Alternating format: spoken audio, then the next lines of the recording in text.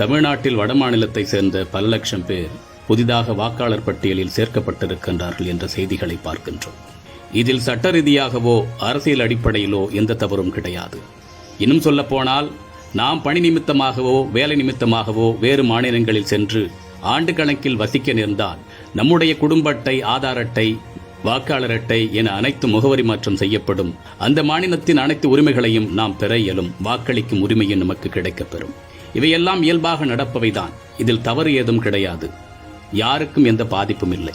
ஆனால் தயவு செய்து அந்த கண்ணோட்டத்தில் தமிழ்நாட்டில் நடப்பவற்றை ஒப்பிடாதீர்கள். இங்கு நடப்பது வேறு. ஒரு நீண்ட கால நெடிய திட்டமிடுதலின் அடிப்படையில் இந்த மக்கள் குவிப்பும் வாக்காளர் உரிமைகளும் மற்றும் கலாச்சார சீரழிவுகளும் நிகழ்த்தப்படுகின்றன, அரங்கேற்றப்படுகின்றன. தமிழன் என்று ஒரு இனமுண்டு, தனியே அவருக்கு ஒரு குணமுண்டு என்ற நிலைப்பாட்டில் தான் நாம் இன்றும் இருந்து வருகின்றோம். அந்த காரணத்தினால் தான் தேசிய கட்சிகள் பெரிதாக இங்கு காலூன்ற முடியவில்லை. எல்லாவற்றிலும் தமிழ்நாடு சற்று முரண்பட்டும் முற்பட்டும் தான் இருந்து வருகின்றது. ஆகவே இதை தங்கள் வசப்படுத்த வேண்டும் என்று திட்டமிடுபவர்கள் ஒரு நீண்டகால திட்டத்தை கையில் எடுத்து அதற்கான நடைமுறைகளை படிப்படியாக செய்து வருகின்றார்கள். என் அன்பு தமிழ் சொந்தங்களே, ஒரு நாட்டை பிடிக்க வேண்டும், ஒரு பெரு நிலப்பகுதியினை தன்வயப்படுத்த வேண்டும் என்று திட்டமிடுபவர்கள் என்ன செய்வார்கள் தெரியுமா? குறிப்பிட்ட அந்த பகுதியில் தங்களது மக்கள் தொகையை பெருக்குவார்கள், நிலங்களை தங்கள் வசமாக்குவார்கள், வேலைவாய்ப்புகளை பறிப்பார்கள், தொழில் கட்டமைப்புகளை ஆளுமையை செலுத்தி படிப்படியாக அதிகாரத்தில் வந்து நிற்பார்கள். அந்த நிலப்பகுதியில் அவர்கள் இன்று எந்த ஒரு அணுவும் அசையாது என்ற சூழ்நிலை ஒரு நாள் உருவாகும். சில நூற்றாண்டுகளுக்கு முன்பு இங்கு வணிகம் செய்ய வந்தவர்கள் அப்படித்தான் இந்த நாட்டை தன்மையப்படுத்தினார்கள். தங்கள் வியாபார ஆளுமைகளை இங்கு செலுத்த தொடங்கினார்கள். படிப்படியாக நிலங்களை தன்மையப்படுத்தினார்கள். அதிகாரங்களை தனது கட்டுப்பாட்டில் கொண்டு வந்தார்கள். ஆட்சியாளர்களை தங்கள் கைபொம்மையாக ஆட வைத்தார்கள். ஆனால் இவையெல்லாம் எப்படி சாத்தியமானது என்று நாம் யோசித்து பார்த்தோம் என்று சொன்னால் இங்கிருந்த ஒற்றுமையின்மை. பிரித்தாளும் சூழ்ச்சி என்ற திட்டத்தின் அடிப்படையில் அவர்கள் படிப்படியாக நிறைவேற்றினார்கள். ஒட்டுமொத்த நாடும் அவர்களது வசமானது. அதே சூழல்தான் தமிழ்நாட்டில் படிப்படியாக நடத்தப்படுகின்றது. அப்பொழுது மேற்கு நாடுகளில் இருந்து வந்தார்கள், இப்பொழுது வடக்கு பகுதியில் இருந்து வருகின்றார்கள். மிக எளிமையாக புரியும்படி கூறுகின்றேன். தமிழ்நாட்டை தங்கள் வசப்படுத்த வேண்டும் என்று வடநாட்டவர்கள் நினைக்கத் தொடங்கிவிட்டார்கள். அதற்கு முதல் கட்டமாக வடமாநில மக்களை இங்கு கொண்டு வந்து குவிப்பார்கள். அதற்கு இரண்டு வழி இருக்கின்றது. ஒன்று அதிக மக்களை கொண்டு வந்து குவிப்பது, மற்றொன்று அதிக பிள்ளைகளை பெற்றுக்கொண்டு இங்கு பல்கி பெருகுவது. நடக்கிறதா இல்லையா யோசித்து பாருங்கள்.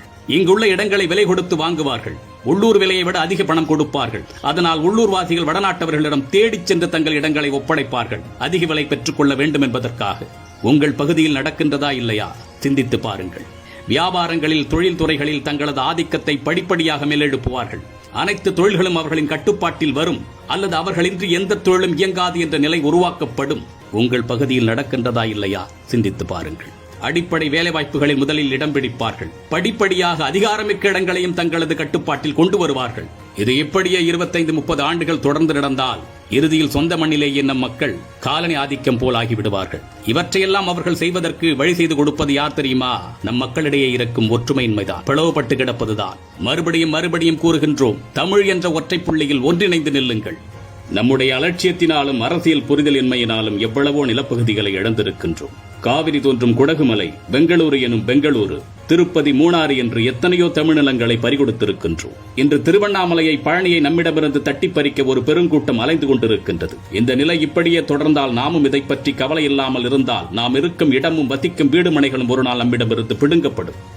கடந்த சில தலைமுறைகளில் நம்முடைய ஒற்றுமையை நாம் தவறவிட்டதால் தான் இன்று தமிழுக்கே தொடர்பில்லாதவர்கள் எல்லாம் ஆட்சி அதிகாரத்தில், அரசியலில் ஆளுமை செய்து வருகின்றார்கள். தமிழர்களை வந்தேரிகள் என்று பேசத் தொடங்கி இருக்கின்றார்கள். ராஜராஜனும் ராஜேந்திர சோழனும் தெலுங்கர்கள் என்று கிழவிகள் எல்லாம் மாதட்டி கொண்டு சுவரொட்டி ஒட்டி கொண்டிருக்கின்றார்கள். நம் வரலாற்றை அழித்து கல்வெட்டுகளை கரைத்து தமிழினத்தை தகர்க்க துடிக்கும் கூட்டம் நாளுக்கு நாள் பெருகிக் கொண்டே வருகின்றது. இனிமேலும் விழித்துக் கொள்ளாமல் இருந்துவிட்டால் இந்த இனம் ஒரு நாள் இல்லாமல் போய்விடும், சிதறடிக்கப்பட்டுவிடும். இது எங்கோ நிகழ்கின்றது, எனக்கும் இதற்கும் எந்த தொடர்பும் இல்லை என்று மட்டும் நினைத்துக் கொள்ளாதீர்கள். இது நம் தமிழினத்தின் பாதுகாப்பு குறித்தது, நம் எதிர்கால பிள்ளைகளை பற்றியது. நம் மொழி, பண்பாடு, எதிர்கால நல்வாழ்வு என அனைத்தும் இதில் அடங்கி இருக்கின்றது. இந்தியாவில் பிறந்த எந்த குடிமகனும் எங்கு வேண்டுமானாலும் சென்று குடியேறலாம், அங்குள்ள உரிமைகளை பெற முடியும், வாக்களிக்க முடியும். ஆனால் அது ஒரு சூழ்ச்சியின் அடிப்படையில் இங்கு நிகழ்த்தப்படும் பொழுது அதை வேடிக்கை பார்த்துக் கொண்டு நாம் இருத்தல் கூடாது. அதனால் தான் கூறுகின்றோம், தமிழன் என்ற ஒற்றை புள்ளியில் ஒன்றிணையுங்கள். இதற்கு மேலும் இதை நாம் கண்டும் காணாமலும் இருந்து விட்டால் நம் பிள்ளைகளை, பேரப்பிள்ளைகளை பானிபூரிக்காரர்கள் தான் ஆட்சி செய்வார்கள் என்பதில் ஐயமில்லை. சிந்திப்போம். மற்றொரு பதிவில் சந்திப்போம். தமிழனாய் பிறந்தேன் என்ற பெருமையுடன் விஜய் சீதாராமன்.